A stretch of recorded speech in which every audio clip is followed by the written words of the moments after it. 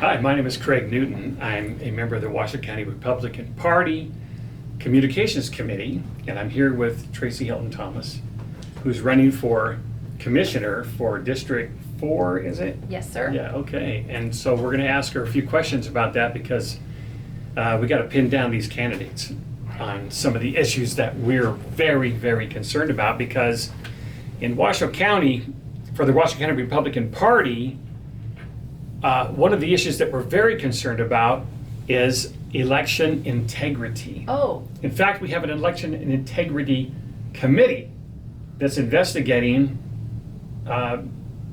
problems with our elections. yes. And so I wanted to ask you right off the bat, do you think our elections in Washoe County are secure? I do not. And what would be, tell us some of your background that would lead you to think that. Well, I'm a retired Washoe County employee. I retired in 2015. I started employment with them back in '97.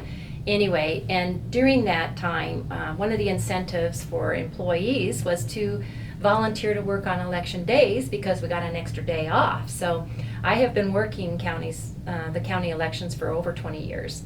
And when I retired in 2015, they then wanted me to continue working in the early voting for the 2 weeks during early voting as well. I also served as their field registrar at naturalization ceremonies to get new citizens registered to vote, which they were all excited to do. But anyway, So they never wanted to let you go, they just kept you working? yeah, they thought I was a great employee. And, I asked them, and they said one of the reasons why they liked me is because I never complained about where they put me as far as a polling place manager, that I never made any objection, that I would just go wherever they put me, which was fine. It didn't matter to me really where I was going. Most people want to be close to where they live, but anyway. Oh, okay, so back to the question, do you believe our elections are secure? Well, I always did when I was up front doing the polling place management, because I always had my assistant manager was always a Democrat, so they were always the opposite party. Yeah. The two folks On purpose? On purpose, yes. Okay. It was to hold us accountable and to make sure that everything was being checked and transparent. It was good. We all got along, and matter of fact, on Sundays we'd go out to dinner together. So it wasn't as divisive as it is now. But anyway, and then of course the two intake folks also had to be of different parties as well. So when voters came up to them, they never really knew what party each of them were. They didn't know who they were getting when they would come in to check in. So there wasn't any way to really kind of cheat the record that way. And I don't know if many people know this, but any new first-time voter has to show a driver's license. They have to show ID the first time they vote. And so we have to check. The first time you mean, so the polling place, when they come into a polling place and if they've never voted before, they have to show a driver's license. how do they know if they haven't voted before? Because they register as a new so this was before same-day registration now. And even a same-day registration, they're supposed to have a Nevada driver's license. Of course, the last legislature, they tried to change it where we could take a driver's license from any state, but no, that didn't pass. So it still has to be a Nevada driver's license that they have to show on the first time that they vote. It's in the NRS statutes. You have to show a Nevada driver's license in order to get registered to vote. And if they don't have that driver's license on file, you will be asked to show it so we can, because we don't, so if you look at it, you don't have a signature on file for you yet. So the first time you vote, that's when the database is going to get that signature dumped into. So that's why the DMV can actually register people to vote. Right. Because they got the driver's license, obviously, right, at the DMV. But still, if you're a brand new registered voter to Washoe County, you will still have to show an ID the very first time you vote. So which makes it ridiculous that they're fighting against this for, showing an ID every time thereafter to vote. You have to show it the very first time you vote. Yeah. So what's the problem of showing it again when you vote, Right, because the next election? they're saying, well, everybody Or- doesn't have an ID. Well, They then don't have a driver's then license. they wouldn't be able to register to vote to begin with. It makes no sense, but we don't want to make sense, right? Right. So, anyway, so I that's one of the digress. problems. They don't want to make sense. So, yeah. Yeah. Well, so anyway, so I was always on the front end, and I knew I did my job right, and I knew I did it with integrity and accountability and transparency. All of us worked as a team to make sure the numbers were all correct on the machines that we were taking off, right? Okay. So you said you used to think they were secure, the elections. Now what? Well, I do know the machines, the voting machines themselves, were not connected to the internet. However, I did not know that the software inside of that was not open source, or that it was not available for the Washoe County Technology Services team to examine it to make sure that there's no funny code going on in there. There is no way that the county can verify that the code that's in those machines is not compromised. They do not have the ability to go in there and do that because of the proprietorship of Dominion. So that's one thing you found out about the problem yeah. that could be there. Yes. But what more leads you to think that they're not Okay, secure? so well, in the 2020 election, my role changed, and they put me on the back end of the elections. Okay. So rather than being on the front end as a polling place manager, I was actually on the back end training all the polling place managers. I was training the intake folks. And once we got all the training and stuff done, because once they're all deployed out there, then they put me on the call center for polling place workers. It was called the poll worker hotline. And so anytime the managers would come up against a flagged voter record, so basically they're not allowed to vote until they can answer some questions or something's wrong with the record. So anyway, it's flagged that they can't check them in. They can't pass go. And so they'd have to call into our phone center to ask for us to unblock the record. And so we would have to look it up to find out why it was being blocked. Well, that was the first time mail ballots were being used. So many of the records were blocked because we had already received a paper ballot for this person. And then here they were trying to vote again in person, an electronic ballot. So we Okay. had to hurry up, so they were supposed to flag them. But it got to a point where the intake folks get so pressured out there. They just see these big, huge long lines, and they're pressured to hurry up and get these people processed. So pretty Yeah. soon they just start, overriding the flags themselves without calling into us. Yeah. And so, sure enough, back at the call center, we had a screen that the voter records were coming up as they were being checked in and given a voter card. They'd come in, and we'd have to go grab that record and cancel the mail ballot on the back end to make sure, everything was being transparent, right? Well, we would go to pull that record, and we would see that we had already received. So we'd have to hurry up and call up the manager and say, you need to go pull that card out of the machine before they cast that ballot. And sometimes we were successful, and sometimes we were not. So those records were flagged to get resolved later by another team in the background. So let me ask you, so you have all these double votes, right? Quite a few. Do you think, so some of these people that I know personally did not vote by mail, but when they went to vote in person, it said they already voted by mail. Now, did you think about that? Did that come up in your mind as you were handling all these double votes? And I only worked a few of the days there, and I was one of about 8 people on that call center. And the number of records I flagged were probably anywhere from 5 to 6 records. So I can imagine, and I saw the list of other flagged records there that were flagged by other team members there. So those were supposed to be resolved. These voters were supposed to come in and get the issue resolved. They were supposed to pull the ballot and bring it to the voter and compare the signatures to verify with that voter if it was their ballot or not. Now, whether those those voters came in and actually did all that, I have no idea.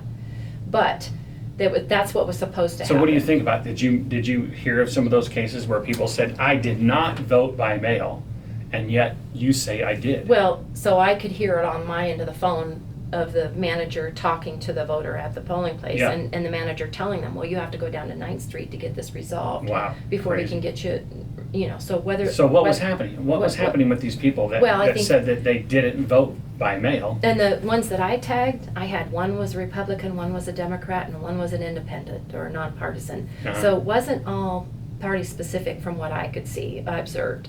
I think there was mixed messages being given off on both sides. But of what the aisle. happened? So What do you think happened? why people What- were voting Yeah, twice, why- trying to vote twice? Well, no, if they weren't voting twice, why do you think that a ballot was cast for them by mail that they never cast? Well, at the time In fact, when I was some working of- it, some I of them- didn't know. But some of now them the even information had- we've received some of them afterwards. even had their mail-in ballot Yeah. in hand and said, look, here it is. I did not Yeah. cast it. I've got it right here, and you're saying that I cast it. Okay, so you gotta understand, during election, that office is filled with bodies of people. I Yeah. was on a call center that dealt with calls coming in from poll workers. There was another call center that was dealing with calls coming in from the general public. Then there was a whole staff of people at the front counter helping people coming in. And that counter was always occupied with the public coming in and asking questions and stuff. Mhm. And then you have the processing center, which is back in the warehouse area, of people processing mail ballots and whatnot, and, other material, election materials. So I didn't get to see everything was going on. All I can say is what I observed. And I saw quite a few things that were disturbing to me that didn't, that were not very transparent, that were not accountable. So for instance, the other thing that would come in is the signature books that are being signed out there at the polling locations. They're labels, and then you have to sign your signature right next to it. Right. So as those binders came in every night, the next day we would go through them and we would check the signatures against the databases. And 1 out of every 10 of the signatures I checked did not match what we had in the database. Well, I saw the same thing. The book is right there on the Yeah, table. When you sign right. it, when you sign your name, you can see everybody else's signature on there too. Sometimes, or else they No. Do they hide them? Or No, how do it's they on do that? it's on the computer. It's on the computer. Yeah. Yeah. So when an intake person is getting this person to sign, that person is supposed to be signing that book, and then that intake person is supposed to turn it around and compare it to that signatures that's on that screen. Mm-hmm. Except when you've got a whole line of folks here, these intake folks start feeling the pressure just to hurry up and get people processed. They So do. they stop, after a while, they stop checking Yeah. the signatures on the screen. Yeah. And that's not a good thing to say. So you see all these but it's problems fact. with our elections, and then as a commissioner, so you're Yeah. running for the District 4. So yeah, I wrote down all my observations and the things that I didn't like about it. For instance, married couples serving as the transport team for ballots that are being collected at all these ballot boxes. Yeah. We had 4 teams. 2 of those teams were married couples. So 50% of the ballots that were being picked up were being handled by married couples, which, I hear there are married couples can be registered into different political affiliations, Mhm. but it's Not still usually. it's still not a good look. It's not a good look for Yeah. the registrar of voters office Okay. to be doing that, to Okay. handling that way. So is it easier to have the married couples ride around together all day long? Maybe in some cases. Maybe in some cases you don't want those married couples hanging around together because they just might not get along so good. Okay, well, But something. anyway, something- the thing of it is I did write all this stuff down, and I did submit it to the commissioners back in 2021, and I only had one Oh. commissioner respond to me. And so after that, I got blackballed. So I was not allowed, I was barred and banned from participating in the 2022 elections. Oh, you mean they? So that's- So the commissioners. so turned it- that's a they little went- They went to concerning. the ROV and said, you better get her out of there. She's. No, I don't know that the commissioners did anything. I don't think the Were you? commissioners did They're the anything. ones you complained to. Yeah, I did complain it to them, and I'm sure my email went to the manager, who is Eric Brown, and Eric Brown probably, just kind of laughed at it. Nobody's ever told me, oh, we've looked at your issues and we're going to take those into consideration, or we're going to try to address those processes. But and procedures. they did ban you from ever working But yeah, elections again. I was blocked from applying. I tried to go online and apply, and my application would not be accepted. Wow, after all these years of experience. They've because you dared to complained. say something Yeah. that wasn't to their liking. Yes. Well, Okay. I should also mention that I had also been invited to be on the poll worker advisory committee, which was about 10 of us that we were all gathered in 2019 to work on improving all of the forms and the training procedure and process to help improve our, the training for our poll workers. And I was invited because I was one of the best of the best. That was a collection of all of us ones that have been doing this for years and ran good polling locations. So they wanted all of us together to give it our input and our insight on how to do things better. And Right. we were in the process of doing all that and got that all together. And then, COVID hit, and then we didn't, the primary, as you know, for 2020 Yeah. was just one location down at the complex. Mhm. And then, all the mail ballots, that all came about too, so. Okay, we're back with Tracey Hilton-Thomas, and our battery went dead, but we're back. Okay, so here we go again with this interview. We were talking about election integrity, Yes. and let's. We talked about a lot of things. We talked about a But lot of things. Bottom line, my goal is to make sure our elections are at least meeting our current NRS statutes. Currently our elections are not. There's more than a dozen statutes that are being violated. Some of them anywhere from misdemeanors to Class D felonies, and some of them are Class E felonies out there. So that's my goal, is to try to get that all cleaned up. There's also some. And nobody else on the commission. So I've been hearing it takes one more vote. No, it takes more than that. I mean, on the commission. Yes. On the commission. It does If Republicans had one more vote on that commission, But we could start cleaning these things up. Yeah, well, you also need a commissioner that knows The stuff. knows yeah. when the smoke's being, Right. Right. this And can election see through the integrity smoke is screens one and of the when the wolf's major being issues. pulled over their eyes. So Yeah. none of the current commissioners, nor I think any of the candidates, have the expertise and the knowledge and the familiarity with our election laws to know that we are in violation. Washoe County is in violation, and we need to get that cleaned up first and foremost. Yeah. And then also that there's just so many outlets out there that are showing the data and showing the proof of that should even at least have people question our elections and at least look into it, and we shouldn't be closed-minded about it. There's a lot of Freedom of Information Acts, the FOIAs, that are not being met by Washoe County. There's a lot of delay in getting information. That shouldn't be it. We need to get that cleaned up. But for instance, one instance is the Operation Sunlight out there. There's a lot of information out there. There's lawsuits going on. This is concerning to me. It should be concerning to a lot of the taxpayers in our county. This is And where that's, our money. I think there's a website, isn't there, with Operation Sunlight? Operation Sunlight, I believe, is where I've seen a lot of stuff. I've also seen some stuff on Nevada Signal. They have a lot of stuff. And I've seen some stuff on even Pecan Press reports stuff every once in a while. You can see a lot of stuff out there on social media as well. There's some posts and stuff. Right. That there's some questions into our elections, and we can't just sit there and ignore it. Which is what the current administration is doing. And Yeah. so, and I don't think the current commissioners really know how to combat that, let alone know when they're being lied to. I'll be able to see through that. Yeah, that's so important. Wow. Yeah, if we could get that So, going. And then the other things are, as far as our health department, the commissioners have the authority to appoint at least 4 positions on the current health district board. So we need to make sure that the people that are appointed to that board are representing we the people and what we want. We do not want shutdowns. We do not want mandates.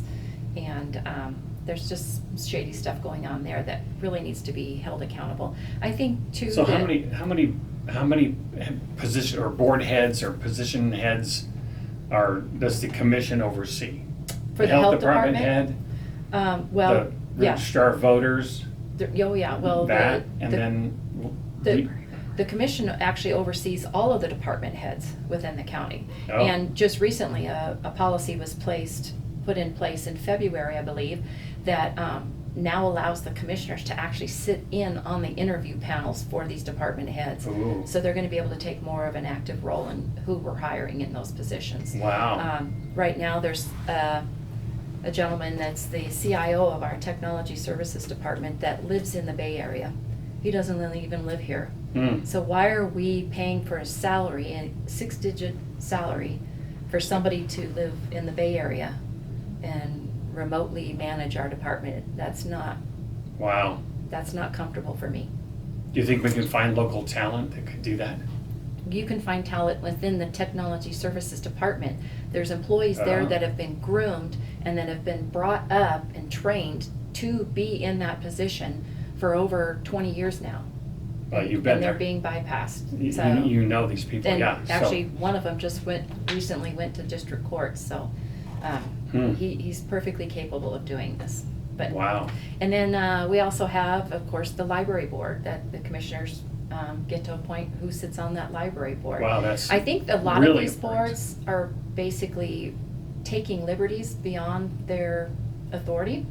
And so I think there needs to be some investigation and some audits being done on all of these boards to make sure that they're fitting within the parameters of the county code that we have, that they're not overextending their authority into certain aspects. So let me ask you this. I know, where I come from, we had a board of supervisors, and they actually hired the police chief. Yes. Does the commission here do that? The commission here is just exactly the same as the board of supervisors in other states. Yeah, so countywide, we have a sheriff, and the sheriff is elected.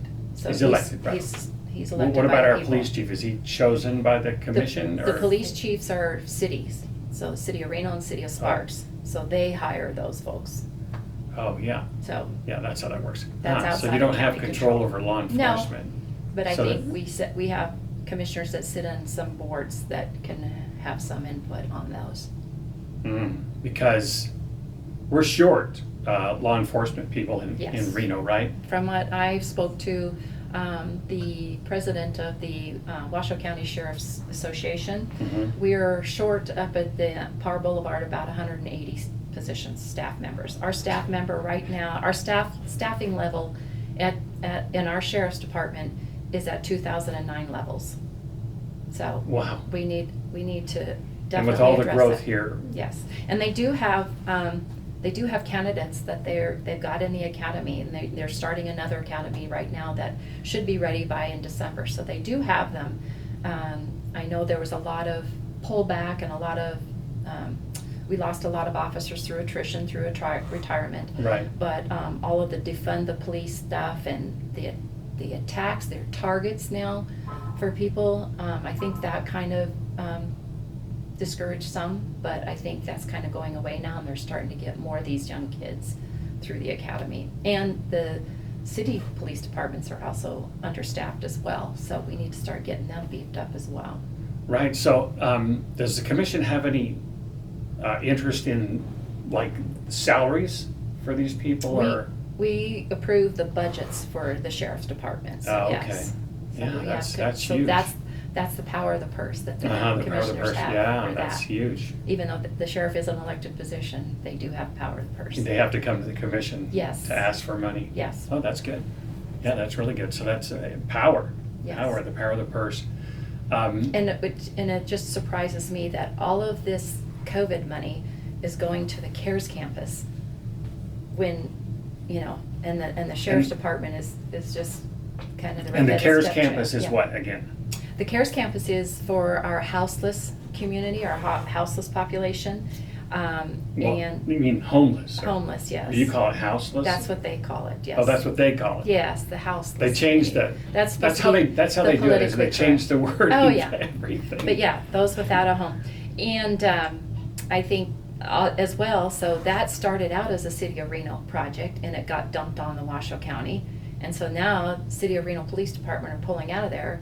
So now the sheriff is now trying to man the CARES campus with at least two deputies and a sergeant there. So those are other positions that they're trying to fill. So I heard there was a ton of money allocated to this CARES campus. Tons. And if you compare that to the number of seniors in our county who need senior care, Doesn't even come close. it doesn't even come close. So the numbers, like how far off are they? Like there's so much money allocated per senior, there's so much money allocated per homeless person. I know I've seen those figures. I can't Yeah, pull them off the I top don't of my recall head. them, but they were disgusting. Yeah, they're not even close. There is no justification. There's no reasonable, rational explanation for the money they're spending on that CARES campus. On homeless, yeah. Because the homeless are transient, Yeah. right? I mean, they can go anywhere. Build it. And If they there will wasn't come. any money Yeah. here for them, they could move to Pahrump. Yeah. I mean, Or California. Or California. Go back or to back to California. California. Yeah. But the seniors are pretty much stuck here. Yes. They Seniors have done their time, and there is actually a lot of homeless seniors homeless seniors. Yeah, Yes. that's terrible. that they do not feel safe going to that campus. Yeah. And so there's a lot that actually hang out down at 9th Street Senior Center there. Mhm. And that facility is not efficient in handling the needs of the homeless seniors, let alone the regular seniors. Right, because I heard that the Sparks Senior Center is much better than Yes, ours. it was recently renovated, a very nice facility, and I think it's underutilized. I don't And think. is that a commission responsibility? Well, Or it's how kind does of, the Sparks Center is kind of a strange situation. The land, it belongs to City of Sparks, but the building belongs to Washoe County. So it's kind of a joint. So did Washoe County allocate the money for the renovation of that building? I don't know. I'd have to find out on that. Oh. But they do supply the meals there for the. Washoe County does? Yes, supplies the meals for the senior center Oh. there. But I think it needs to be promoted better to get more of the seniors to go there. I think. Yeah. Maybe. I've eaten at the senior center here in Washoe County, Mhm. in Reno. The one on 9th Because I have Street, friends yeah. that go there. You know, Yes. they don't have much income and they eat all their meals Yes. there. Mhm. And the meal was pretty good, you know. But the center seems to need some. It hasn't had any I don't know what that building was improvement used or for. renovation Yeah. in probably, I would say, 30 years. I think they just found an open building and just Yeah. started using that for the senior center. There Well- really is no senior center. And when they first set it up, I think the needs and the demands of the community were much different than they are now. I think back then, there was a lower senior population. Right. I Now- think the economy has hurt that. I mean, Yes. it's forced seniors Yeah. to use more senior services. Well, and there's just more people retiring now. People And have done that their too, work, they've done yeah. their duty. I like that, what you said, that they've done their duty, they've done their time, you know, they've Mhm. worked this community for their whole lives, some of them. Yep, And then they're being kicked to the curb. yeah. And our veterans, I believe. And our are veterans too. included in Oh, that as yeah, well. yeah. Now, So, that's a whole nother subject. yes. Now, so does the commission oversee that also, the veterans As centers? And Right now, I am not aware of any Washoe County services for veterans specifically. I think they just kind of lump it into adult services and social services or senior centers services, so. Yeah, because a lot of these, obviously, the Gulf Wars were a long time ago. These men aren't generally seniors yet, Mhm. but that's going to be a big population of Yeah. seniors later It's on. coming up, there's creeping up, that's They're for sure. creeping up, yeah, because they're So my we age. need to be prepared for it, Mhm. Yeah, so. wow, huge, Yeah. I'm huge definitely- opportunities to I'm serve. with Commissioner Clark in making sure that we get some improvements to our senior center. And he suggested, doing like some laundry facilities for them to come in and do laundry and even showers for some of the ones that are, because some seniors are actually living in their vehicles. They are. They don't, so just to have a place to come and clean up and, even get ready for a job interview if they ever wanted to try to do a part-time job, like the veterans or something. But, There's a lot of mental health issues Yes. with these seniors also. Right. I know Julie and I walked out of a restaurant one night, and there was there was a blanket being pulled over some juniper bushes outside the restaurant. And we thought, my goodness, this is getting cold. I mean, it's during the winter here, and the winters are cold. And so I looked under the blanket, and here's this old woman, bedding down in the junipers.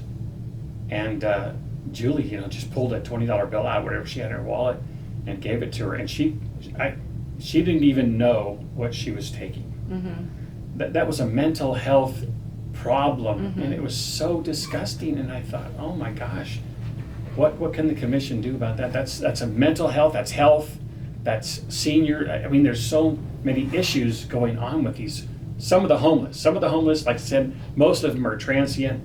They just go where the money is. Well, I don't know if you heard, but recently Washoe County has purchased the old West Hills facility, kitty corner to the senior center there on 9th Street. Oh. So the Washoe County is going to be helping provide some mental health facilities for the community as well now. Oh, that'd be fantastic. Yeah.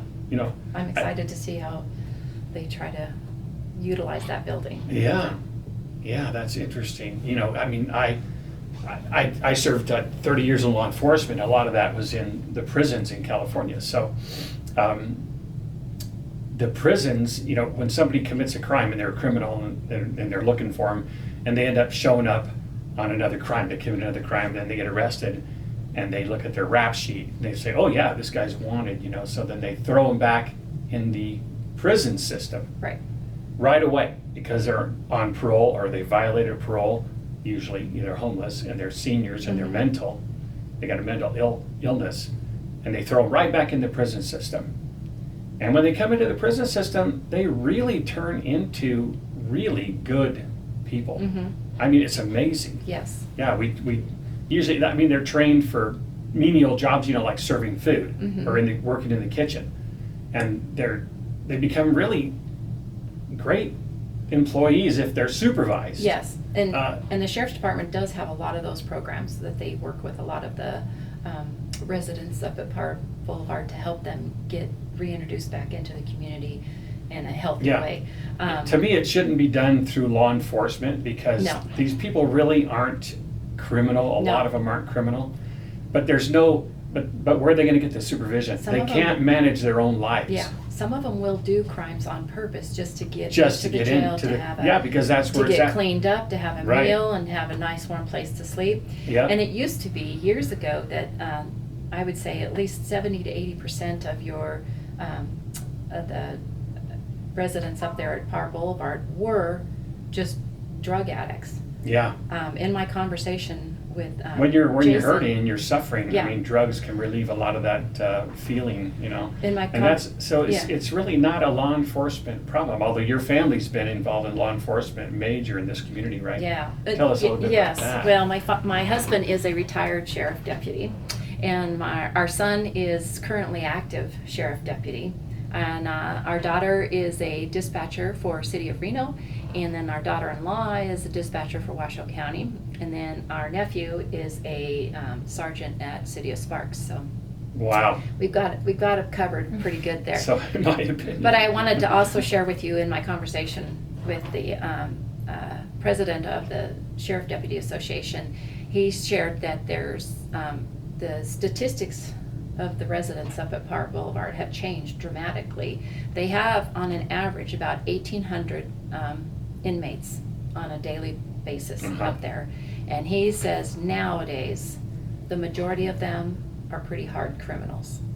So when you're getting now the mental challenge, the mental health issues, along with the drug issues in there, mixing those in there, it's just not a good we need a whole nother program it's not a for these mental, the health issues. A whole nother, they wouldn't be committing crimes to even be noticed by law enforcement if we were taking care of them. Yes.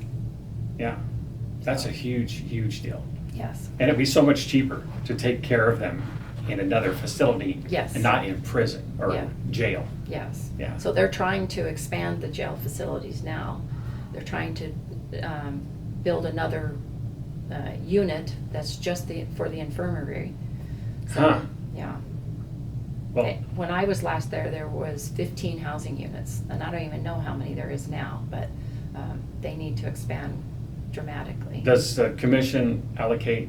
The funds to do that. The funds to budget do that, So, really? yeah, the sheriff basically submits, but all the departments in Washoe County submit a budget request, basically, or their estimates of what they need to function and do the projects that they have online to do for the year. And then the commission approves that budget on a annual basis. But the problem with that, when you run it through law enforcement like that, okay, so this is what I saw in California. When they began to have so many mental health problems in the prison system, because like you said, people go and they commit a crime, they'll steal a bicycle from Walmart just to get into prison, to have get a cleaned meal. up, Mhm. and, A hot shower. meals, 3 hots and a cot, That's right. And so, they're not really criminals. No, They come in and they're like your next door neighbor, when they get cleaned up. those are really not the ones that need No, we don't rehabilitation. need to be Yeah. doing that through law enforcement. It's No. very expensive to do that through law enforcement, but the law enforcement people love it. They love, love, love it, because the wardens, when they retire, they go into mental health. I mean, when the top earners in law enforcement, the wardens at the prisons, right, where you're making, $300,000 a year, Yeah, and then they go into mental health, where they're making $500,000 Yeah. a year to oversee mental health. We're pouring so much money into mental health, but it's not the right way. It's not. It shouldn't be done through the law it enforcement needs to be a system. different solution. Yeah. Yeah. Yeah. Oh, are we wrapping it up? Okay, So what else do we have?